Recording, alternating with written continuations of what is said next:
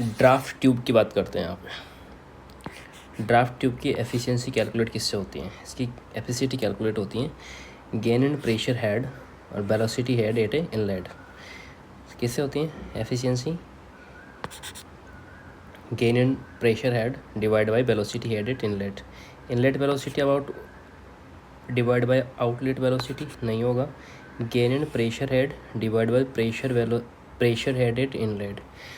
Inlet तो ये सही होगा। तो loss in head divide by discharge ये भी नहीं होगा। इनपुट आउटपुट रेशियो नहीं होगा। हम ड्राफ्ट ट्यूब के बारे में विस्तार से पढ़ते हैं। तो ड्राफ्ट ट्यूब क्या होता है? एक डाइवर्जेंट ट्यूब होता है। ये ड्राफ्ट ट्यूब रनर एग्जिस्ट को टेल रेस से कनेक्ट करता है। ड्राफ्ट ट्यूब क्या करता है? रनर एग्जिस्ट को टेल रेस से कनेक्ट करता है। यही draft tube turbine runner exist पर फ्लूइड में अप्रिसिएबल काइनेटिक एनर्जी होती है। इस काइनेटिक एनर्जी को रिकवर करने के लिए फ्लो एक्सपेंडिंग एरिया डिफ्यूजर में एंटर कराता है। ठीक है, इस डिफ्यूजर को ड्राफ्ट ट्यूब बोलते हैं। सिर्फ रिएक्शन टरबाइन के साथ यूज होता है ड्राफ्ट ट्यूब। अब बात करते हैं पर्पज ऑफ ड्राफ्ट ट्यूब का। ये नेगेटिव या सक्शन हेड एस्टेब्लिश करता है। टरबाइन को टेरेस लेवल के ऊपर इंस्टॉल करना पॉसिबल बनाता है without lose of head. Turbine exit की काइनेटिक एनर्जी को प्रेशर एनर्जी में कन्वर्ट करता है। क्या करता है? टरबाइन एग्जिट की काइनेटिक एनर्जी को प्रेशर एनर्जी में कन्वर्ट करता है। Energy balance for draft tube क्या होती है? इक्वेशन और एनर्जी बैलेंस रिलेशन इसमें दिया गया है। तो प्रेशर रिलेशन क्या होएगा? P2 rho g is equals to PA rho g plus y होता है। जो PA जो होता है यहाँ पर एटमॉस्फेरिक प्रेशर होता है। अब बात करते हैं एफिशिएंसी ऑफ ड्राफ्ट ट्यूब की। तो इसका जो फॉर्मूला होता है वो होता है gain in pressure head divide by velocity head at inlet into 100 से एक्सप्रेस की जाती हैं। अब बात करते हैं फंक्शन ऑफ ड्राफ्ट ट्यूब का, जो पहले भी पढ़ा था हमने कि ये फ्लूइड एग्जिस्टिंग टरबाइन की काइनेटिक एनर्जी को रिड्यूस करता है और काइनेटिक एनर्जी को प्रेशर एनर्जी में कन्वर्ट करता है। इसका डायग्राम इन्फॉर्मेशन ये दे रखा है। इसके अंदर एक टरबाइन केसिंग होती है, inlet of the draft tube होता है, आउटलेट ऑफ ड्राफ्ट ट्यूब होता है, टेल रेस होती हैं। ये लेक्चर में पढ़ेंगे। कुछ इंपॉर्टेंट टर्म्स जो तो हमने अभी डिस्कस की थी, draft tube, tail race, runner exit, kinetic energy, pressure energy, suction head, atmospheric pressure और रिएक्शन टर्बाइंस। सो सीधी सी बात है कि ड्राफ्ट ट्यूब क्या होता है? एक डाइवर्जेंट ट्यूब है। ये यूज्ड होती है रिएक्शंस टर्बाइन के अंदर ओनली। इसका जो मेन वर्क होता है वो काइनेटिक एनर्जी को प्रेशर एनर्जी में कन्वर्ट करता है। इसका जो पर्पज होता है वो हेड रिकवरी का होता है। एफिशिएंसी जो होती है gain and pressure head divide by the velocity head at inlet होती है। नेक्स्ट बात करते हैं number of tile required. Area आपको दे रखा है, लेंथ का रूम की डायमेंशंस जो है लेंथ और विड्थ 6 मीटर और 4 मीटर दे रखी है। एक टाइल की साइज़ जो दे रखी है 0.5 मीटर इंटू 0.5 मीटर दे रखी है। तो पूछा उसने नंबर ऑफ़ टाइल, तो दोनों को मल्टीप्लाई करके डिवाइड कर देंगे। तो area of floor divide by area of one tile. तो ये ऐसे निकल के आ जाएगा, इसमें ज़्यादा टाइम वेस्ट नहीं करना। नेक्स्ट पूछ रहा है स्क्रैप वैल्यू क्या होती है? Scrap value sale value of dismantle parts होता है। Sale value of the dismantled part. Scrap value का कंसेप्ट समझ लेते हैं। Value of dismantle material at the end of utility periods. Dismantle material like steel, brick और timber होता है। These material fetch a certain amount. तो scrap value में भी about 10% of the total construction cost होती है। अब बात करते हैं नेगेटिव स्क्रैप वैल्यू के अंदर। If dismantling cost greater than होती है वैल्यू ऑफ स्क्रैप टॉप 10, तो स्क्रैप वैल्यू बिकम नेगेटिव। तो इसका जो फॉर्मूला है वो क्या बन जाएगा? Scrap value is equals to cost of asset minus D into useful life. क्या बन जाएगा? Cost of asset minus D into useful life. ये जो डी होता है डिप्रेशियंस होता है। तो इंपॉर्टेंट कंक्लूजन क्या है कि स्क्रैप वैल्यू ऑफ प्रॉपर्टी में भी पॉजिटिव और नेगेटिव हो सकती हैं। नेक्स्ट आता है साल्वेज वैल्यू। ये क्या होती है? ये एक estimated value of an asset होती है without dismantling it at end of useful life. Next आता है बुक वैल्यू। बुक वैल्यू क्या होती है? अमाउंट सोन इन अकाउंट बुक आफ्टर अलाउइंग और डिप्रिसिएशंस। तो बुक वैल्यू का फॉर्मूला क्या होता है? ओरिजिनल कॉस्ट माइनस डिप्रिसिएशंस मतलब बुक वैल्यू। ये रिड्यूस होती है gradually year two year eight the end of utility period. Book value become scrap value.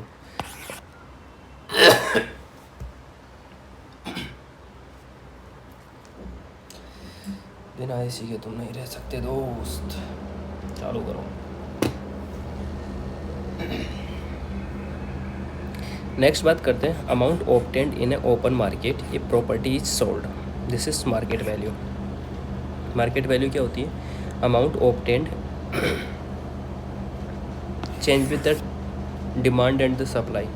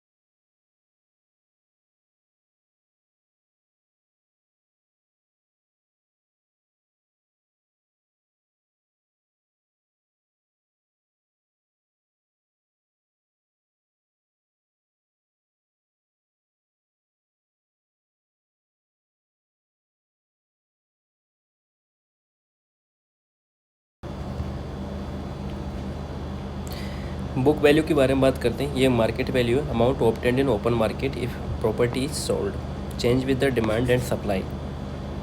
Important terms जैसे स्क्रैप वैल्यू, ये क्या होती है? ये एक सालवेज वैल्यू, बुक वैल्यू, ये market value, depreciation, useful life और यूटिलिटी पीरियड्स, ये सारी चीज़ें इसके अंदर आती हैं, टर्म्स जो यूज हुई है। स्क्रैप वैल्यू मतलब sale value of dismantled part, salvage value मतलब value without dismantling, book value मतलब original cost minus depreciation, market value मतलब open market sales value.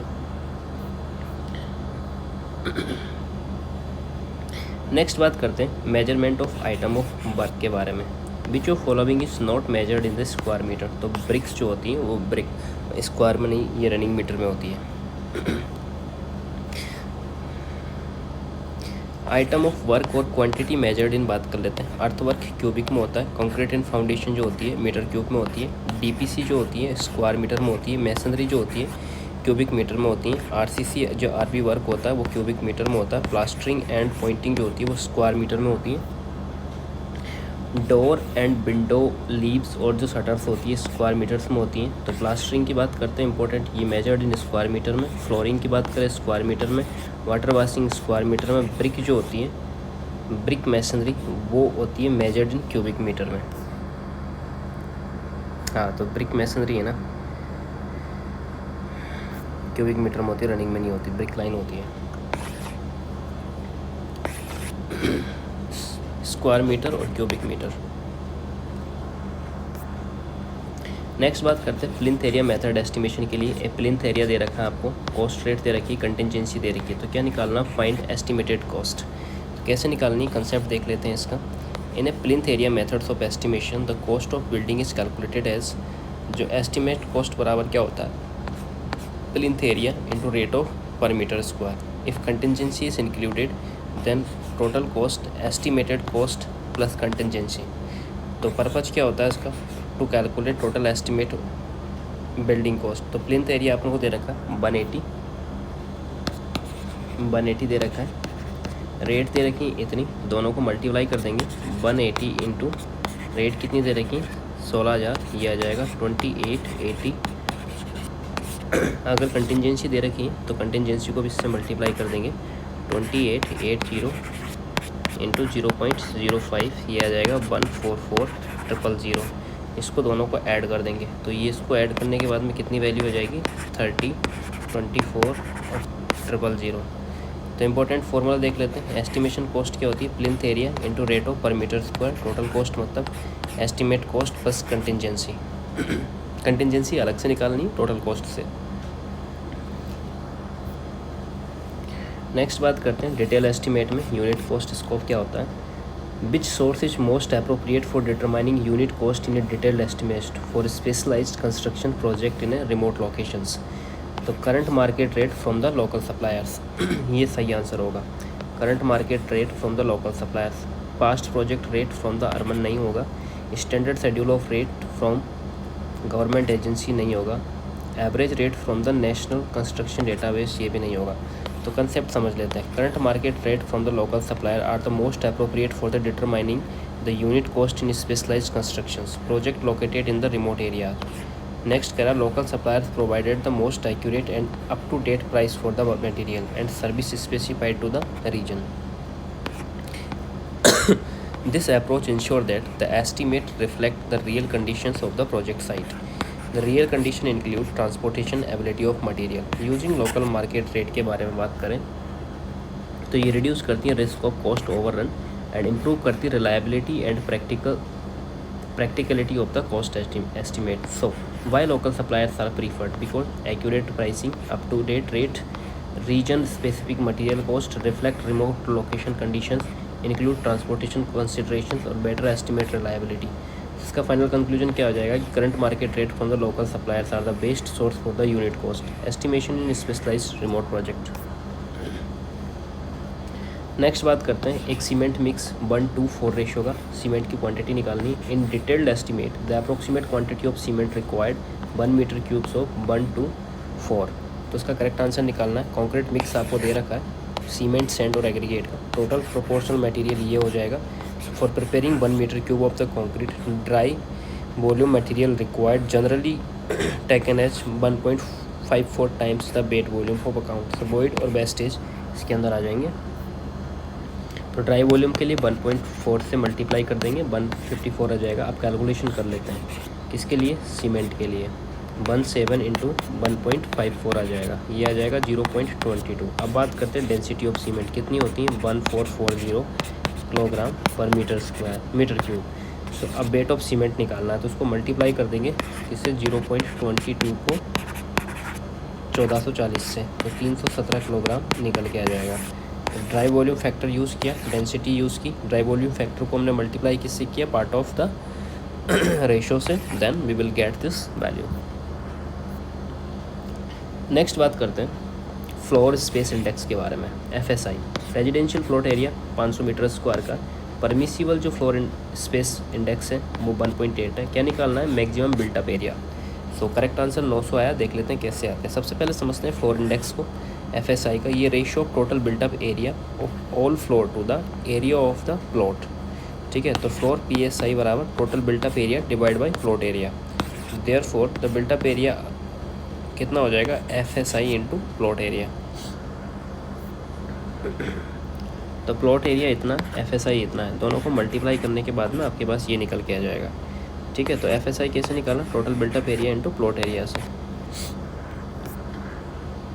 Next बात करते हैं ड्रिप इरीगेशन के बारे में. Drip irrigation is most effective for किसके लिए, ऑर्चर्ड्स एंड विनयार्ड्स के लिए. तो एक्सप्लेनेशन देख लेते हैं. Drip irrigation is highly effective for orchards and vineyards due to the precise water delivery system. It is delivery water directly to the root zone of the plant. Benefit के बारे में बात करते हैं. ये मिनिमाइज करती है वाटर लॉस और इम्प्रूव करती है efficiency. Specially suited for the crops that are grown in row spaced apart. Example fruit tree vines. Drip irrigation reduce करती हैं वाटर वेस्टेज, इंश्योर करती है optimal soil moisture condition which is also help in reducing the weed growth and preventing the soil erosions. Additional information की अगर बात करें तो जो क्रॉप फील्ड होती है वो ट्रेडिशनल इरीगेशन मेथड्स होते हैं like sprinkles and flood irrigations are the most commonly used for the field crop. तो राइस पैडी कल्टीवेशंस की अगर बारे में बात करें तो rice paddy typically required flood irrigation to maintain standing water और कंडीशंस के बारे में. अब key features of the drip irrigations के बारे में समझते हैं. ये precise water delivery, direct root zone of the watering, reduce water losses, improve efficiency, reduce weed growth and prevention of the soil erosion. तो फाइनल कंक्लूजन क्या आ जाएगा इसका, drip irrigation is most effective for the orchard and the vineyards के लिए. बात करते हैं live load for the accessible roofs के लिए. तो कितना है, the live load to be considered for an accessible roof कितना आ जाएगा 150 किलोग्राम पर मीटर स्क्वायर. तो live load considered for an accessible roof के लिए 150 kilogram per metre cube obtain from the IAS 875 part 2। अब बात करते हैं टाइप्स ऑफ रूफ के बारे में। फ्लैट, स्लोपिंग और curved roof with slope up to and including 10 degree. जो एक्सेस प्रोवाइड किया जाता है उसके अंदर जो यूनिफॉर्मली डिस्ट्रीब्यूट इम्पोज लोड होता है वो 1.5 kilo newton per metre square होता है। और जो मिनिमम इम्पोज लोड जो होता है मेजर्ड ऑन द प्लान वो होता है 3.5 kilo newton uniformly distribute over any span of a given metre bits. Next होता है 9 kilo newton uniformly distributed over the span और बीम और ए ट्रस वाल। इनको याद रख लेना, ये 1 metre width of the roof slab. Next आता है access not provided except for the maintenance. तो यूडीएल जो लोड है वो कितना आएगा 0.75 किलोग्राम पर मीटर स्क्वायर। और minimum impose load measured plan के बारे में बात करें तो 1.9 किलो न्यूटन किसके लिए, span of 1 metre width of the roof slab के लिए। और 0.45 किलो न्यूटन किसके लिए, distributed over the span any beam और ट्रस वाल। नेक्स्ट आता है spanning of roof with slope greater than 10 degree. ये कौन से केस थे, less than 10 degree. For roof member sheet of purlin 75 kilo newton per metre square less 0.02 kilo newton for every degree increase in the slope over the 10 degree which is subjected to minimum 4 kilo newton. तो यहाँ direct दे रखा है, देख लेते हैं। Various part of load, dead load part 1 के अंदर है, इम्पोज लोड पार्ट 2 के अंदर है, बिंड लोड पार्ट 3 के अंदर है, स्नो लोड पार्ट 4 के अंदर है। 1.5 किलो न्यूटन ही था ना। बात करते हैं अब इन्वायरमेंट के क्वेश्चंस आ गए। Sedimentation tank in water treatment. Main purpose of sedimentation tank in water tank क्या है, to remove suspended solid by the gravity, to remove dissolved gases, to remove suspended solid आएगा, ये सही आंसर होगा। To add chemical coagulations, to disinfect the water नहीं है। Solution देखते हैं, to remove suspended solid by the gravity. Sedimentation tank के बारे में देखते हैं। इसका यूज जो होता है वाटर ट्रीटमेंट प्रोसेस के अंदर आता है। सेडिमेंट्री टैंक का जो प्राइमरी फंक्शन होता है वो रिमूव करता है suspended solid from the water by gravity. During sedimentation process heavier particles settle at the bottom of the tank and process help in the reducing the load on subsequent filtrations and treatment steps. So sedimentation tanks often used a primary treatment stage. They enhance overall efficiency of the water purification system. And additional information के बारे में बात करें तो coagulations and flocculations chemically process used to enhance sedimentation by the aggregating smaller particles into the large clusters. Filtration की बात करें तो subsequent stage after the sedimentation to remove finer particles. अब बात करते हैं इसके disinfection के बारे में। Disinfection is use of the chemicals like chlorine to kill harmful microorganisms in water. Next बात करते हैं heavy metal remove in the water treatments. So which water treatment process is most effective for removing the heavy metal from the water? वो आएगा reverse osmotic process. समझ लेते हैं एक एक को। रिवर्स ऑस्मोसिस प्रोसेस आरओ के बारे में, ये most effective comprehensive process for removing the heavy metal होता है। Removing of heavy metal such as lead, mercury, arsenic और कैडमियम इसके अंदर यूज होता है। Uses a semi permeable membrane inside the RO and block the dissolved inorganics ions like salt or metals. Always allow only water molecules to pass through. So typically it's remove 95 to 99% dissolved heavy metals. Next आता है chemical precipitation. ये most common industrial methods है, involve adding chemicals to the water like lime और sulphide. Chemical react with the dissolved metal and convert into the solid particles and its become precipitate. Precipitate can be figured out very effective for the large scale wastewater treatment. It require precise pH to control in chemical precipitation. Next आता है activated carbon adsorption. ये एक highly effective होता है for removing of what organic compound, chlorine और odours. It can be remove some heavy metals like lead. Generally not the primary choice of heavy metal removal compare to the RO ion exchange. Next आता है boiling method. Boiling is use to kill biological contaminants like virus और bacteria. It does not remove heavy metal. May slightly increase concentrations of metal because water evaporate while metal remain. अब बात करते हैं biochemical oxygen demand के बारे में। Standard oxygen demand BOD of water can be determined by measuring which parameter the amount of dissolved oxygen consumed by the bacteria, the amount dissolved oxygen consumed by the bacteria, the amount of total solid suspend, the concentrations of the nitrogen compounds। ये नहीं होंगे, तो correct answer होगा the amount of dissolved oxygen consumed by the bacteria. की point देख लेते हैं इसके बायोकेमिकल ऑक्सीजन डिमांड के बारे में। ये measure of the amount of oxygen required by the bacteria to decompose organic matter in water. BOD level indicate what degree of organic pollution in water. अगर हायर BOD सजेस्ट है तो greater amount of organic pollutant आएगा, can be deplete oxygen level, can harm aquatic life. So typical measured over the periods of 5 days at 20 degree called BOD 5। Essential parameter for the assessing water qualities in nature of water bodies, best water treatment process। Total suspended solid के बारे में बात करते हैं तो ये measure करती हैं solid particle suspended in water like after affect water clarity and affect water quality. Next आता है nitrogen compound. Nitrogen in water exist in the form of ammonia, nitrite और नाइट्रेट और nitrites which is contribute to the nitrite pollutions. अब बात करते हैं इसकी turbidity के बारे में, which is refers to the cloudiness और haziness of water cause of suspended particles, reduce light पेनिट्रेशंस। BOD is determined by measuring the amount of dissolved oxygen consumed by the bacteria.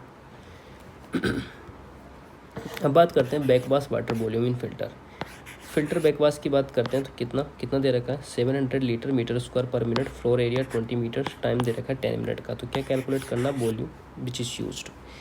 तो कंसेप्ट क्या कह रहा है, backwash water volume in a filter is calculated using by this formula. तो volume बराबर क्या होता है, backwash water rate into filter area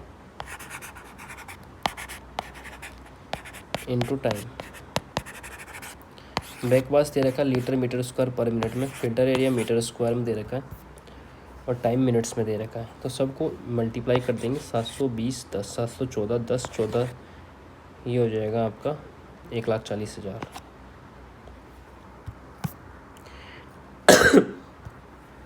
next बात करते हैं प्लास्टिसिटी इंडेक्स के बारे में। How the plasticity index calculate, liquid limit minus plasticity limit से कैलकुलेट की जाती है। Plasticity index numerical values used for the soil mechanics to classify soil based on plasticity, calculate as the difference between the liquid limit and plastic limit। mathematical expressions ये होता है plastic index is equals to liquid limit minus plastic limit। liquid limit क्या होती है, water content at which soil changes from a plastic state to liquid state। plastic limit क्या होती है, water content at which soil begin to behave as a plastic material। plasticity index क्या होती है, important parameters in classifying fine grained soil in geotechnical engineering। So significance of plastic index, soil with high plastic index that means high plastic and exhibit significant change in volume with the moisture variations। soil with अगर low plastic index है तो less plastic and more stable होगी। अब बात करते हैं अटरवर्ग limit के बारे में। अटरवर्ग लिमिट में क्या होता है, which of following is not in Atterberg limit, तो स्लम्प इसके अंदर नहीं आएगा। तो अटरवर्ग लिमिट्स क्या होती हैं, liquid limit water content corresponding to the arbitrary limit between liquid and plastic state of the consistency of the soil which define as the minimum water content at which soil its still in liquid states. The soil has infinitesimal resistance against the flow। Liquid limit can be measured by a standardized procedure। At liquid limit, shear strength is very small like 2.7 kilonewton per meter square। With the reference to the standard liquid limit device, minimum water content at which part of soil cut by the group of standard dimensions will flow together for a distance of 12 mm under impact of 25 blow in device। Next बात करते हैं soil का जो diagram दे रखा था, इसमें limits on दे रखी है, उसमें shrinkage limit, plastic limit, liquid limit, उनका रिलेशन दे रखा था। नेक्स्ट आता है plastic limit, minimum water content at which soil just begin to crumble when rolled into the threads approximately 3 mm in diameter. Next आता है श्रिंकेज लिमिट, ये क्या होती है, ये मैक्सिमम वाटर कंटेंट होता है eight which reduced in water content will not cause decrease in the volume of soil mass. So next बात करते हैं lowest water content at which soil can still be completely saturated. So final conclusion क्या हो जाएगा? Utterwork limit include liquid state, plastic limit और shrinkage limit. अब बात करते हैं लिक्विडिटी इंडेक्स ऑफ सॉइल. ये कब होती है? Soil with high liquidity index greater than 1, that means soil will very soft. Concept देख लेते हैं. लिक्विडिटी इंडेक्स ऑफ सॉइल ये क्या होता है? Liquid limit by water content minus plastic limit divide by the plasticity index. ये इसका liquidity index का फॉर्मूला है. ये प्लास्टिक इंडेक्स हो गया. अब बात करते हैं सॉइल स्टेट डायग्राम का, जो ब्रिटल सॉलिड, सेमी सॉलिड उसके अंदर है. डायग्राम के अंदर हम क्या कर सकते हैं? बात करते हैं लिक्विडिटी इंडेक्स के बारे में. अगर लेस देन 0 इक्वल टू 1, 0 से 1 ग्रेटर इक्वल टू 1 और ग्रेटर देन 1. अगर ग्रेटर देन 1 है तो indicate liquidity index very soft. अब बात करते हैं consistency index versus liquidity index.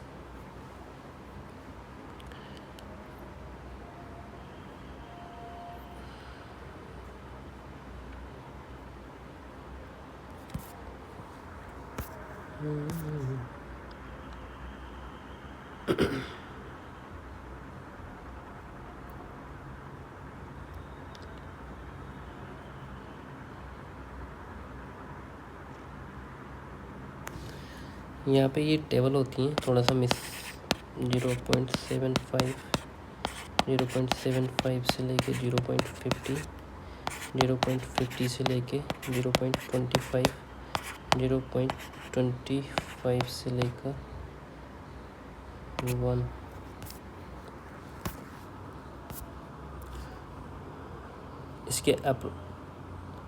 इसके ना सही से टेबल में थोड़ी सी वैल्यू ऊपर नीचे हो गई है. अगर मैं यहाँ देखूँगा तो मैं कंफ्यूज हो जाऊँगा खुद. सेव कर लेते हैं इस पेज को.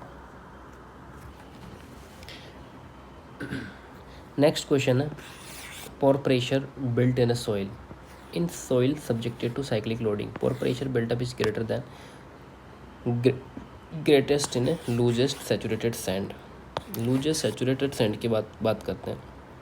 ये highly prone to the pressure area built up under the cyclic loading होती है.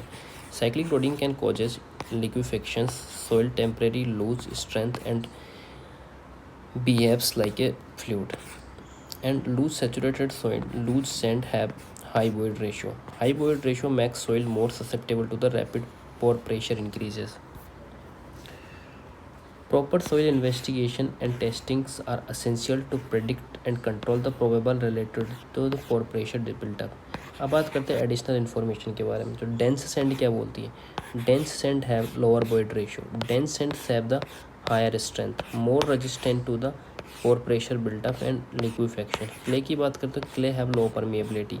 लो permeability slow down pore water movement which is response to the cyclic loading is different from the clay loading. Sandy soil. Gravel की बात करें, gravels are the coarse grained soil. Gravels have the high permeability. Large particle size prevent significant pore pressure build-up and liquefactions.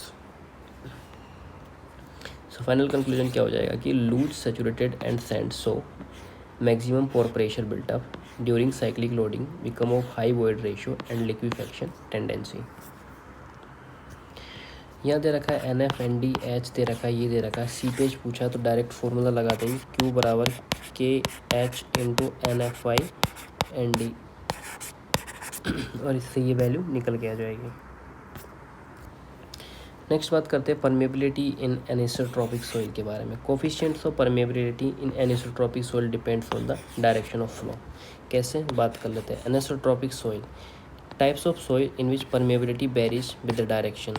In anisotropic soil, coefficients of permeability depends on the directions of the flow because of difference in soil structure, layerings and particle arrangements.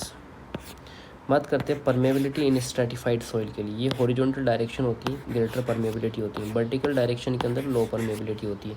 So final conclusion क्या होगा? In anisotropic soil permeability changed with the direction, therefore the coefficients of permeability depends on the direction of flow. अब बात करते हैं anisotropic clay permeability के लिए. In anisotropic clay horizontal permeability is greater than vertical. In anisotropic clay, horizontal permeability is greater than vertical permeability. Anisotropic material have different properties in different directions. So horizontal permeability influenced by the layering orientations of the particle in clay. क्या significance है? Important होता है geological engineering और hydrology के अंदर. Understanding permeability behaviour helps करती किसमें? Designing of foundation, managing of ground water flow. So इसकी एडिशनल इन्फॉर्मेशन देख लेते हैं. Vertical permeability generally less due to the particle arrangements and permeability measured of the ability of material to allow fluid to pass through it.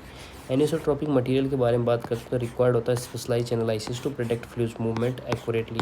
Application की बात करते हैं तो soil mechanics होता है, environmental studies and petroleum engineering इसके अंदर होता है.